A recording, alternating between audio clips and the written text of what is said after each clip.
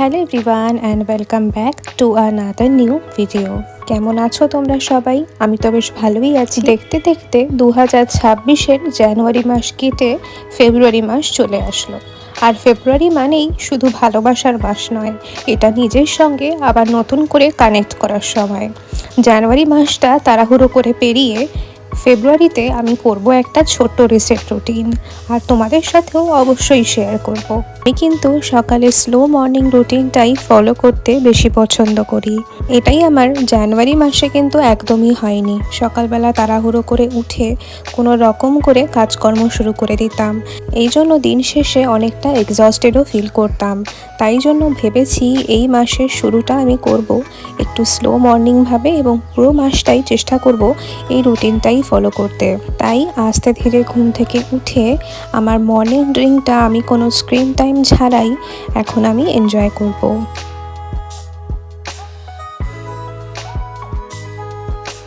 সকালের এই হালকা সূর্যের আলো শরীরটাকে ন্যাচারালি জাগিয়ে তোলে, আর মুডটাও ধীরে ধীরে ভালো হতে শুরু করে। কিছুটা সময় আমি কাটাই আমার গার্ডেনে আমার গাছেদের সাথে।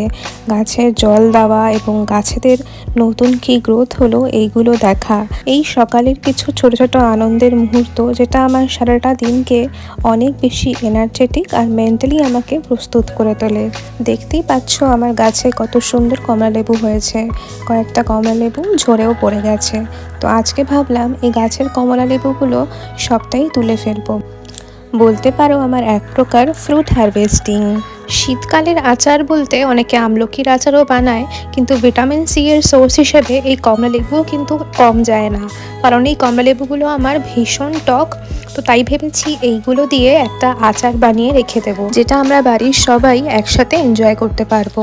আর এদিকে দেখেছো কত কুন্দ ফুল ঝরে পড়ে রয়েছে, আর গাছেও রয়েছে প্রচুর কুন্দ ফুল। আমার এই কুন্দ ফুলের গাছটা শীতের শেষ মৌসুমে এসে নিজের এই ফুলের শোভায় আমার বাগানটাকে ভরিয়ে তোলে।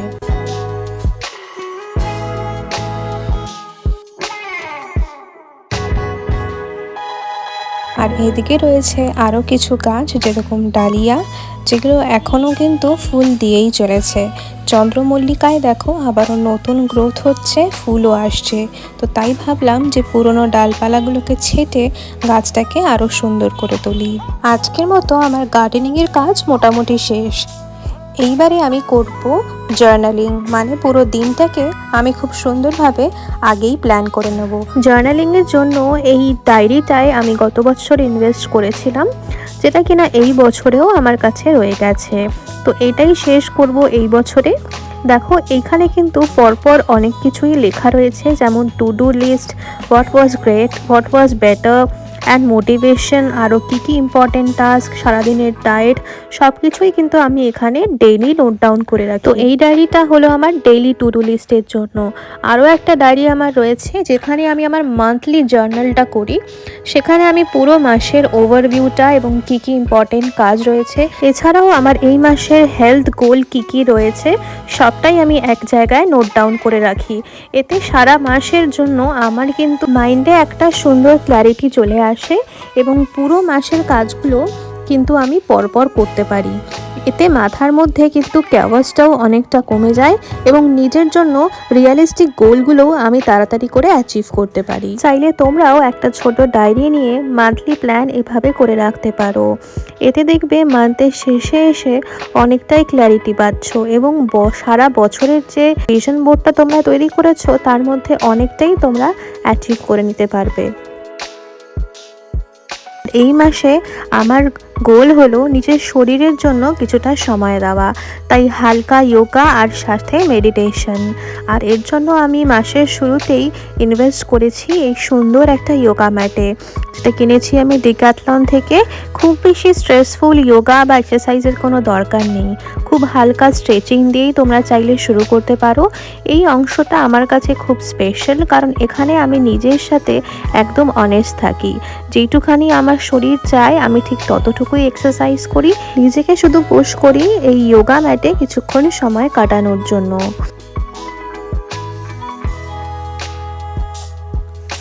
সকালের শুরুতে প্রথম আমার খাবার বলতে কিন্তু এই দুধ চা, এটা ছাড়া কিন্তু একদমই চলে না। এরপর চলে আসলাম আজকের ব্রেকফাস্ট বানাতে। আজকে বানাবো ওটস মাশরুম অমলেট, তাও বানাবো ভীষণই ইজি ওয়েতে, যার জন্য সবজিগুলোকে আগেই চপ করে নিয়েছি। প্রথমেই এগটাকে ফাটিয়ে তার মধ্যে একটু কর্ন আর ভেজিটেবলসের মধ্যে ক্যারেট, অনিয়ন, ক্যাপসিকাম, একটু নুন দিয়ে আর ওটসের 1 চামচ পাউডার দিয়ে ভালো করে বিট করে নেব। ননস্টিক প্যানের মধ্যে খুব সামান্য পরিমাণে অয়েল কিংবা ঘি ব্রাশ করে এই মিক্সচারটাকে দিয়ে দেওয়ার পরে ওপর থেকে দিয়ে দেব কেটে রাখা মাশরুমের টুকরোগুলো। আমি এরকম সুন্দর করে সাজিয়ে দিয়েছি, তোমরা চাইলে চপ করেও দিয়ে দিতে পারো। অমলেটের ওপর দিকটাতে আমি হালকা একটু সল্ট আর চিজ স্প্রেড করে দিয়েছি।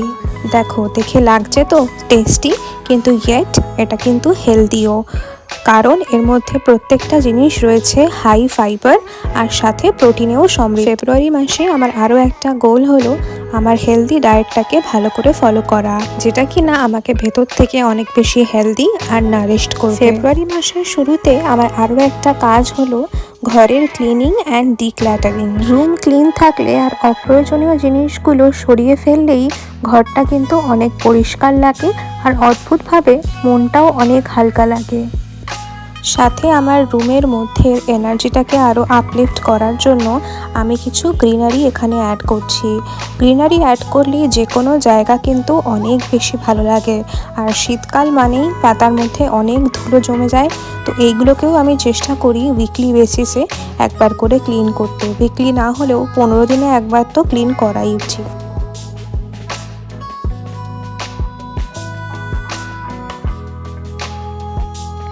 এরপর নিজের যত্নে একটা সিম্পল স্কিন কেয়ার রুটিন রোজ ফলো করা উচিত।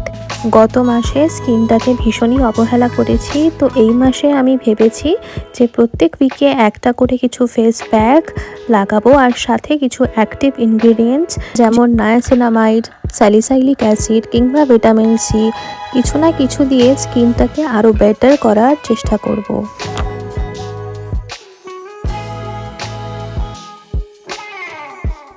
অ্যান্ড আফটার 30 আমাদের উচিত স্কিনটাকে আরও বেশি যত্ন নেওয়া, তাই জন্য ব্যারিয়ার রিপেয়ার কিছু ক্রিম বা ময়শ্চারাইজার অ্যাপ্লাই করলে কিন্তু ভালো। আর এখন যে সিজন, সেই সিজনে ভীষণ স্কিনটা ড্রাইও হয়ে যায়, আর আমি এখানে ভিটামিন B5-এর এই ময়শ্চারাইজারটা আমি ইউজ করি শীতকালে। এটা কিন্তু আমার স্কিনের জন্য বেশ ভালোই কাজ করে।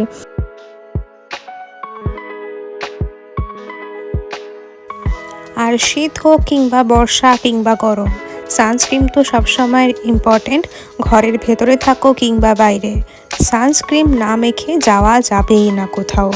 আর আমি তো সবসময় এই ডামডকের এই সানস্ক্রিনটাই ইউজ করি, যেটা কিন্তু আমার স্কিনে খুব ভালো কাজ করে।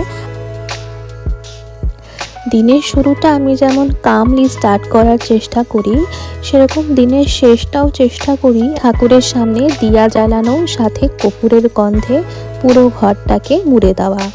এই সময়টা আমি রাখি গ্র্যাটিটিউড এবং পজিটিভিটির জন্য।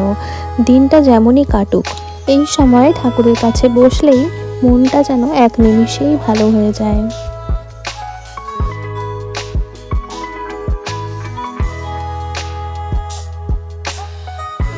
সব শেষে 1 কাপ গরমাগরম চা, আর সাথে আমার প্রিয় মানুষটার সাথে কিছুটা সময় কাটানো। সব শেষে মান্থলি রিসেট রুটিন আমাকে শেখায় আরও বেশি প্রোডাক্টিভ আর অর্গানাইজড হতে। আর মাসের শুরুতেই যদি মাসটাকে তুমি ভালো করে প্ল্যান করে নিতে পারো, তাহলে পুরোটা মাস কিন্তু অনেক ভালোভাবে কাটে। আজকে আমার এই ভিডিওটা তোমাদের কেমন লাগলো নিচে কমেন্টে জানিও কিন্তু, আর ভালো লাগলে like, share and subscribe to my channel. আর নিজের যত্ন নিতে ভুলো না কিন্তু।